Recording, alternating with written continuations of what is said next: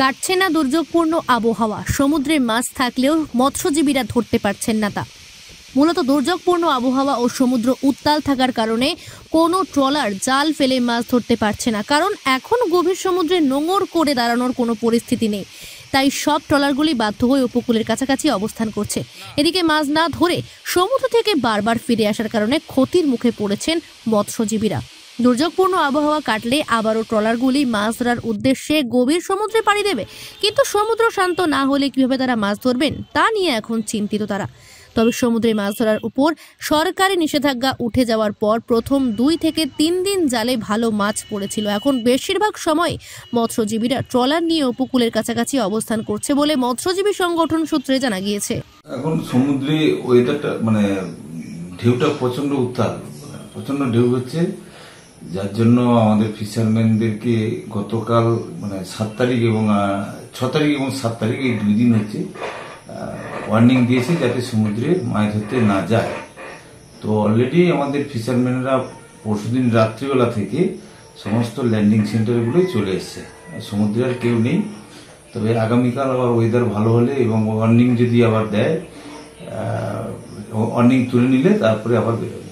সমস্যায় তো অবশ্যই, কেননা সেই সবে মাত্র কয়েকটা দিন ফিশিং করেছিল, তার মধ্যে কিছু মাছ পেয়েছিল। তো যদিও সমুদ্রে মাছ আছে কিন্তু ফিশিং করতে পারছে না, দাঁড়াতে পারছে না, এত সমুদ্র উত্তাল, যার জন্য হচ্ছে আমাদের ফিশারম্যানরা ওখানে সমুদ্রে অত 2-3 দিন করে ফিশিং করছে, তারপরে চলে আসছে, ওয়েদার ওয়ার্নিং এর সময় চলে আসছে। এবং দেখা যাচ্ছে ওয়ার্নিং নেই, তার সত্ত্বেও দেখা যাচ্ছে সমুদ্র উত্তাল, তার সত্ত্বেও ফিশারম্যানরা রিস্ক না নিয়ে তারাও ঘাটে উপকূলে চলে আসছে। এই জন্য ফিশারম্যানরা প্রচন্ড ক্ষতিগ্রস্ত, কেননা একটা ট্রিপ গেলে তাদের তো যথেষ্ট টাকা একটা খরচ করে তাদেরকে সমুদ্রে যেতে হয়, তার জন্য ক্ষতির সম্মুখীন তো হচ্ছে। কি নাম আপনার? বিজন মাইতি, সম্পাদক, কাকদ্বীপ ফিশারম্যান ওয়েলফেয়ার অ্যাসোসিয়েশন।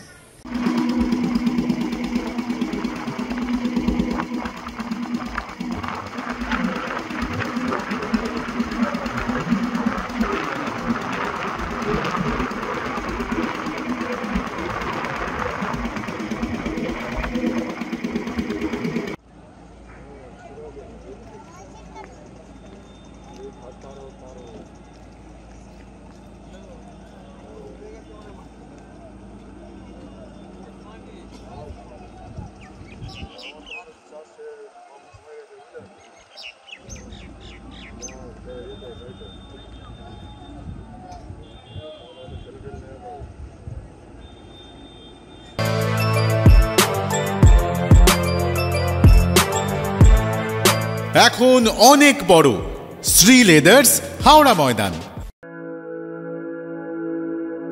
আপনি কি জটিল কিছু সমস্যায় ভুগছেন, সমাধান পেতে চান? যোগাযোগ করুন প্রখ্যাত জ্যোতিষ ও তান্ত্রিক মনসারাম ভট্টাচার্যের কন্যা মনসা কন্যার সাথে। প্রখ্যাত জ্যোতিষ ও তান্ত্রিক মনসা কন্যা হাওড়া জানবাড়ি ও হাতিবাগানের নিজস্ব মন্দিরেও বসেন। যোগাযোগ 9830106967 আর 9239655323।